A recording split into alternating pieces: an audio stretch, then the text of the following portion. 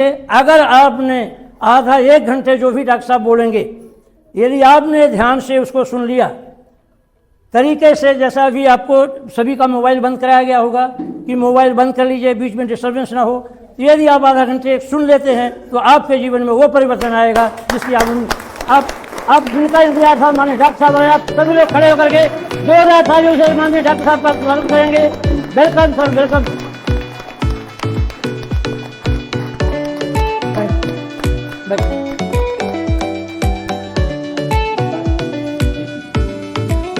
नाम डॉक्टर के गौतम, सामुदायिक स्वास्थ्य केंद्र सिमरिया में पदस्थ हूँ। लगभग 15 साल से शासकीय सेवा में हूँ और इस आरसीएम पहले बिजनेस था, अभियान हो गया है। इस अभियान में शामिल हुए लगभग 5.5 साल हुआ है और सरकार जो सैलरी, जो तनख्वाह 15.5 वर्षों में दे रही है वो आरसीएम 5.5 साल में देने लगा।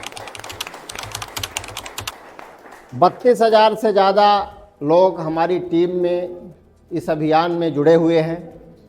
हिंदुस्तान का कोई ऐसा राज्य नहीं, पूरे हिंदुस्तान का कोई ऐसा राज्य नहीं जहां हमारे लोग ना हों। पहले हम केवल सिमरिया अस्पताल में चिकित्सक हुआ करते थे, रीवा में हमारी क्लिनिक थी। बिहार वाला नहीं जानता था कि डॉक्टर के गौतम कौन है, जम्मू कश्मीर वाला नहीं जानता था कि डॉक्टर के गौतम कौन है। लेकिन आज उस क्षेत्र से फोन आते हैं जिनकी हम भाषा नहीं समझते। कश्मीर से आते हैं, कन्याकुमारी से आते हैं, पश्चिम बंगाल से आते हैं, गुवाहाटी से आते हैं। मतलब भारत का ऐसा कोई राज्य नहीं जहां से लोग हमारे पास बातें ना करते हों। ये किसके कारण हुआ? डॉक्टरी के कारण नहीं हुआ, आरसीएम के कारण हुआ।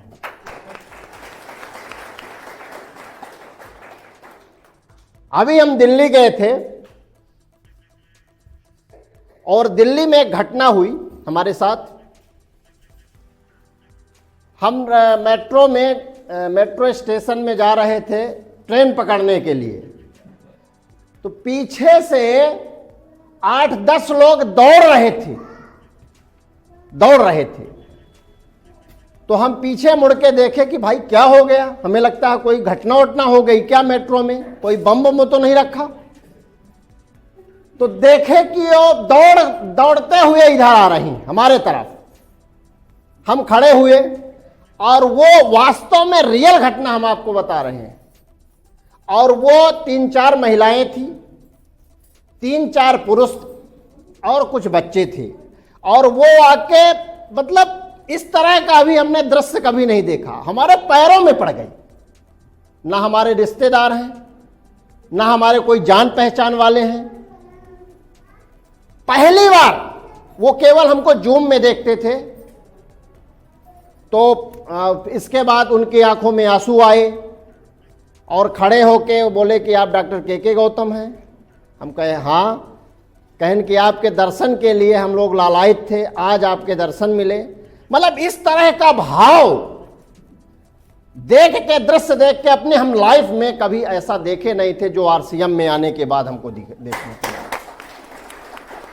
आरसीएम 1 रुपए ना दे, आरसीएम 1 रुपए भी ना दे, लेकिन वो सम्मान देता है, वो आत्म सम्मान देता है जो आपको पैसे से भी नहीं मिल सकता। जब लोगों की दुआएं मिलती हैं और किसी की तकलीफें दूर होती हैं, लोग कहते हैं डॉक्टर साहब आप आरसीएम क्यों करते हैं, आप आरसीएम क्यों कर रहे हैं? इसके पीछे एक घटना है, बता दें? यस। हम आरसीएम क्यों कहिए, हम अपनी रियल घटना आपको बता रहे हैं। 2017 में हमारी ज्वाइनिंग आदरणीय आरबी द्विवेदी सर के माध्यम से हो गई थी। एक बार मैं चाहूँगा कि आदरणीय आरबी द्विवेदी सर के लिए ताली बजाइए आप लोग। 2017 में हमारी ज्वाइनिंग हो गई। क्योंकि हम उनके फैमिली डॉक्टर हुआ करते थे, हमारे पास दवाइयाँ कराने आते थे। उनके फैमिली में कोई भी बीमार होता था, दवा हम ही करते थे, चाहे उनकी मैडम हो, चाहे बच्चे हो, चाहे बहू हो, कोई भी हो, दवा हमसे कराते थे। हम घटना बता रहे थे कि हम आरसीएम क्यों की। तो 2017 में हमारी ज्वाइनिंग तो हो गई। आरबी सर बोले कि डॉक्टर साहब अपना आधार कार्ड, पासबुक और फोटो दे दीजिए। हम कहे आज तक तो कोई मरीज किसी डॉक्टर का आधार कार्ड नहीं लिया, पासबुक नहीं मांगा, ये बात क्या हो रही है कि हमारा ये आधार कार्ड, पासबुक और फोटो मांग रहे हैं। लेकिन अब चूंकि आरबी सर के इतने अच्छे संबंध थे, हम उनसे पूछ नहीं पाए कि किस लिए आप ले रहे हैं। हम उनको टरका दिए, बोले कि ठीक हम दे देंगे, जैसे हम सब लोग करते हैं ऐसे हम भी कर दिए, ठीक है दे देंगे। अब ऐसे करते करते 2 महीने व्यतीत हो गया, हम उनको नहीं दिए। फिर 2 महीने बाद फिर उन्होंने कहा कि डॉक्टर साहब वो कागज थोड़ा भेज दीजिएगा, तो फिर भी हम नहीं दिए। 1 महीने और व्यतीत हो गया, 3 महीने हो गए। फिर जब तीसरी बार बोले कि डॉक्टर साहब उसको दे दीजिए, थोड़ा जरूरी है। अब ये नहीं बता रहे थे काहे क्या जरूरी है, थोड़ा जरूरी है। तो हमने उनको अपनी मैडम का आधार कार्ड, पासबुक, फोटो दे दिए और उन्होंने हमारी आईडी लगा दी 2017 में। हम सामान नहीं लिए क्योंकि आरसीएम की बात ही नहीं आई थी, सामान नहीं लिए, सामान वही खरीद लिए हमारी आईडी से। ऐसे कुछ लोगों के साथ होता है ना। कुछ लोग खरीद लेते हैं, कुछ लोग नहीं खरीदते।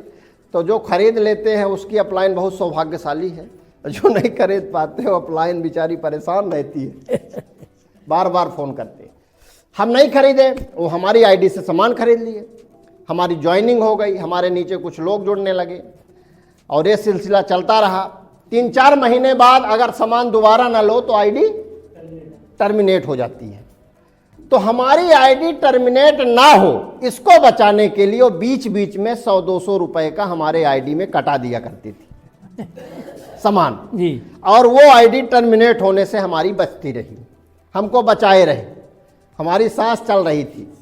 इसके बाद चूंकि हमारे पास 3 क्लिनिक थी, सरकारी नौकरी थी, हमारे पास समय नहीं मिलता था। 100 किलोमीटर हमारा अप डाउन गाड़ी से अपने आते जाते थे, समय बिल्कुल हमारे पास नहीं रहता था। वो देखते थे कि ये बहुत बिजी हैं।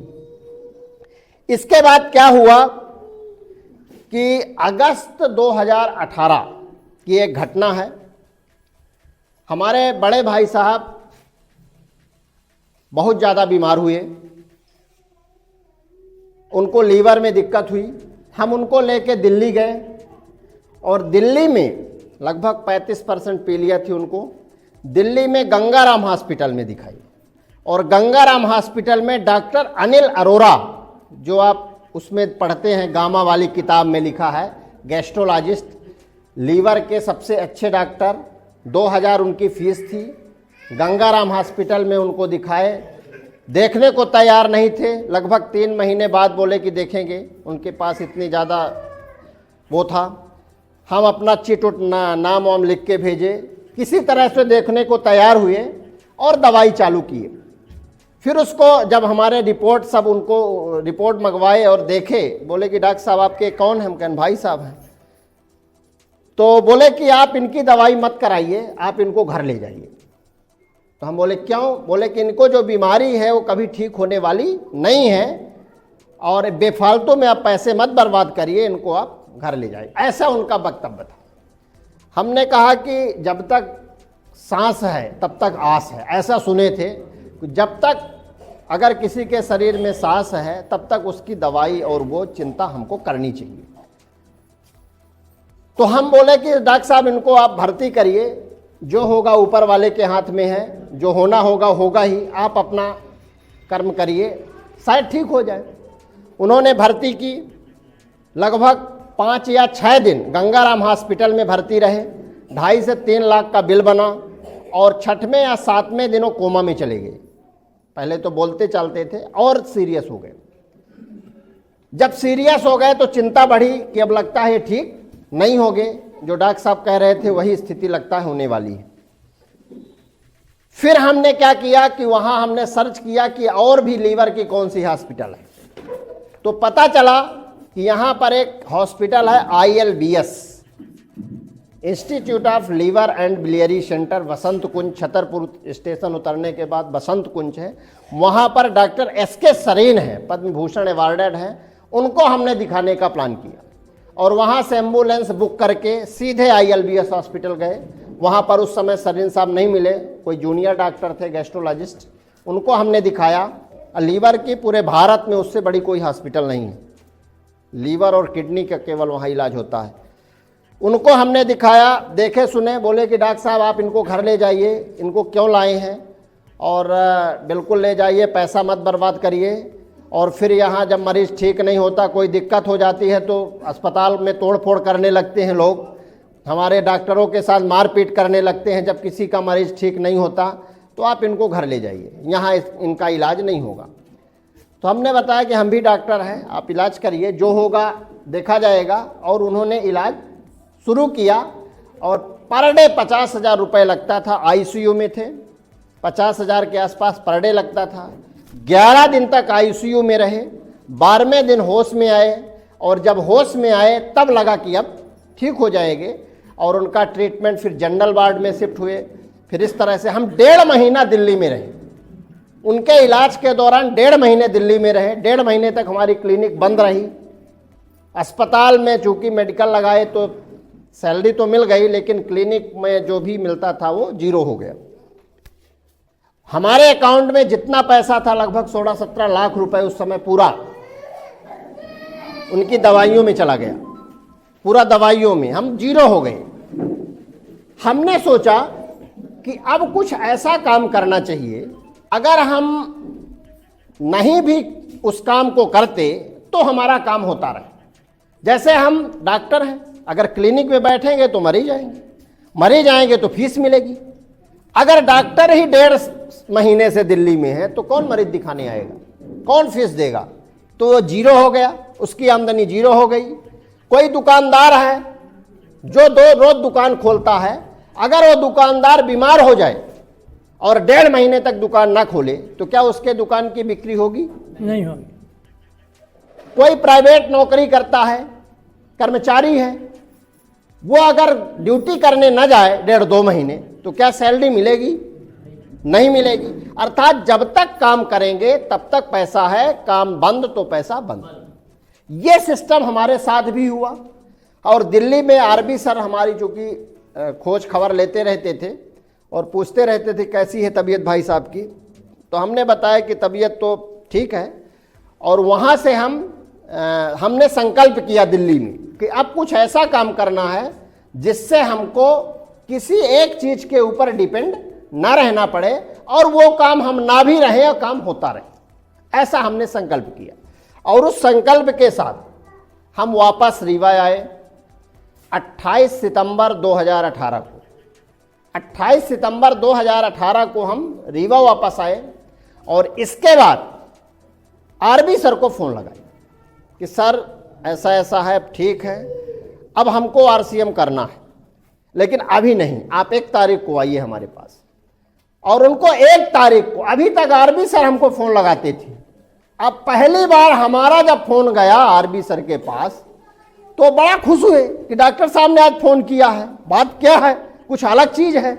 और हमने उनको 1 तारीख को बुलाया कि सर आइए, और उन्होंने कहा कि क्या बात है डॉक्टर साहब, आज तो आप अलग अलग कुछ बात कर रहे हैं। हम कहना हाँ, हमको बिल्कुल अब करना है RCM।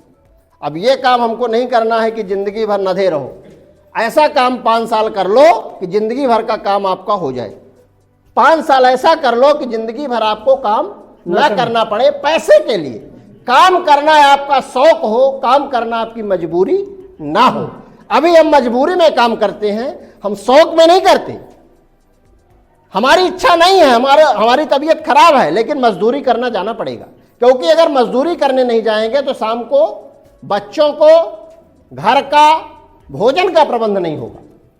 मजबूरी में हम नौकरी करने जाते हैं, मजबूरी में हम काम करते हैं, हमारा शौक नहीं है।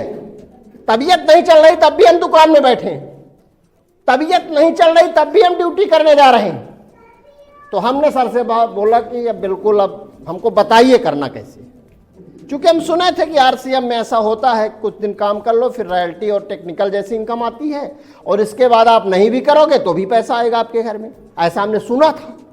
फिर एक तारीख को उनको हमने बुलाया और पूरा प्लान देखा, पहली बार, अभी तक हम प्लान वाला नहीं देखे थे।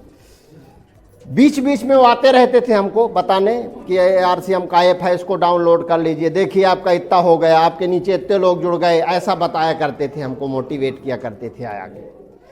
फिर इसके बाद 1 तारीख को जैसे उन्होंने हमको बताया और हम पूरी ताकत के साथ 1 तारीख से हम 2 तारीख से काम में जुट गए। पूरे महीने भर काम किए ईमानदारी से, जो भी हमको अस्पताल के बाद समय मिलता था, सुबह 1-2 घंटे, शाम के 1-2 घंटे, छुट्टी के दिन, हमने पूरा उस समय को यूज किया। अपने खाली टाइम को जो हम इधर उधर बर्बाद करते थे, जो हम गप लगा के बर्बाद करते थे, जो दूसरे कामों में बर्बाद करते थे, जो निमंत्रण खाने में बर्बाद करते थे, जो व्यवहार पुजाने में बर्बाद करते थे, वो सारे समय को हमने सरेंडर किया और उस टाइम को हमने आरसीएम के लिए दिया। और 2 से 3 घंटे हम पर डे काम करने लगे, कभी रीवा से सतना से रीवा, कभी रीवा से सतना, कभी मैहर, कभी गांव, कभी सिमरिया, कभी, मतलब इस तरह से हमारा गाड़ी चलती रहती थी। लगभग 20,000 रुपये हमारा उस महीने पेट्रोल में खर्च हुआ। 4 व्हीलर से जाते थे, गाड़ी में 1,500 का रोज पेट्रोल लगता था। तो ये 20,000 हमारा खर्च हुआ और महीने भर में हमने बिजनेस किया मात्र 5,000 का। ऐसा आप लोगों के साथ भी होता होगा कि आपको तेल ज़्यादा लगता होगा, मेहनत ज़्यादा लगती होगी, लोग कमाते होंगे। ये सबके साथ होता है, हमारे साथ भी हुआ और 5,000 का हमारा बिजनेस हुआ। पहले महीने हमको 256 रुपये आया, पहले महीने 256 रुपये आया। जब हम इसकी शुरुआत किए तो पहली बार 256 रुपये आया। फिर इसके बाद दूसरे महीने हमने, ये अक्टूबर की घटना, अक्टूबर 2018, फिर नवंबर में हमने और मेहनत की और वो 5,000 के बिजनेस को हमने 12,000 किया। फिर और गाड़ी चलाए और मेहनत की और लोगों को प्लान दिखाया और होम मीटिंग ली और जूम मीटिंग ली और बड़ी बड़ी मीटिंगों में गए तो 12,000 का बिजनेस हुआ नवंबर में। दिसंबर में और काम किए और तेजी किए तो दिसंबर में हमारा बिजनेस ये 12,000 वाला 34,000 का हुआ। इसके बाद और मेहनत किए और मेहनत किए, इसके बाद जनवरी में हमारा बिजनेस 74,000 का हुआ और फरवरी 28 दिन की होती है। कितने दिन की? 28 दिन की फरवरी होती है। इस साल 29 की है, 28 दिन की फरवरी होती है 2019 में। 18 से हमने चालू किया था, फरवरी 2019 में तब तक 3.5 लाख उधर का हो गया था और 1.15 हमने किया और रॉयल्टी मिली 5 महीने में रॉयल्टी मिली। इसके बाद गोल्ड की पिन आई, फिर स्टार गोल्ड की आई, फिर प्लेटिनम की आई, फिर स्टार प्लेटिनम की आई। एक महीने के अंतर में वो पिन सारी आती रही और नवंबर 2019 में त्यागराज स्टेडियम दिल्ली में हमारा सम्मान हुआ, फिजिकली सम्मान हुआ, मालाओं के द्वारा सम्मान हुआ, फूलों के द्वारा सम्मान हुआ। लगभग 30 से 40 हजार लोगों के बीच, लगभग भारत में लगभग 30 या 40 रॉयल्टी उस साल आई थी, उसमें हमारा सम्मान त्यागराज स्टेडियम में हुआ दिल्ली के। और वो सम्मान की वीडियो आज भी हमारे पास है। बहुत अच्छा लगा उस सम्मान को पाने के बाद। आज तक 30,000 40,000 लोगों के बीच हमें तो नहीं लगता कि कोई माला पहना होगा, लेकिन यहां आने के बाद हमको वो अवसर मिला और इसके बाद वो सिलसिला चलता रहा। फिर नवंबर में जब 2019 में हमारा रॉयल्टी का सम्मान हुआ, उस समय हम रॉयल्टी के लगभग, हमारा जो बिजनेस हो रहा था रॉयल्टी का 3.5 लाख का एक साइड था, मेन में और ज़्यादा था, याद नहीं हमको कितना था, मतलब स्टार प्लेटिनम की हमारी पिन थी। इसके बाद दिसंबर 2019 में 3.5 का हुआ, फिर जनवरी 3.5 का हुआ, फिर फरवरी में कोरोना आ गया 2020 में, तो वो 3.5 वाला 3.20 में हुआ। तो 3 महीने लगातार 3.5 करना पड़ता है तो टेक्निकल क्वालिफाई नहीं हो पाए। और कोरोना 2020 में पूरा चलता रहा, फिर कुछ कम हुआ तो फिर उधर बिजनेस बढ़ा, फिर उसी तरह दिसंबर में 3.5, फिर जनवरी में 3.5 2021 में, और फरवरी में हमारा टेक्निकल हुआ। फरवरी में रॉयल्टी हुई, फरवरी में ही टेक्निकल हुआ जी। और 2021 से हमारी लगातार ग्रोथिंग आज चल रही है। हिंदुस्तान का लगभग ग्रोथिंग के मामले में हमारा बिजनेस कभी कम नहीं होता ऊपर वाले की कृपा से। और लोगों के लिए हम अच्छा सोचते हैं, लोगों के लिए अच्छा करना चाहते हैं। यह हमारा आरसीएम में आने का कारण था।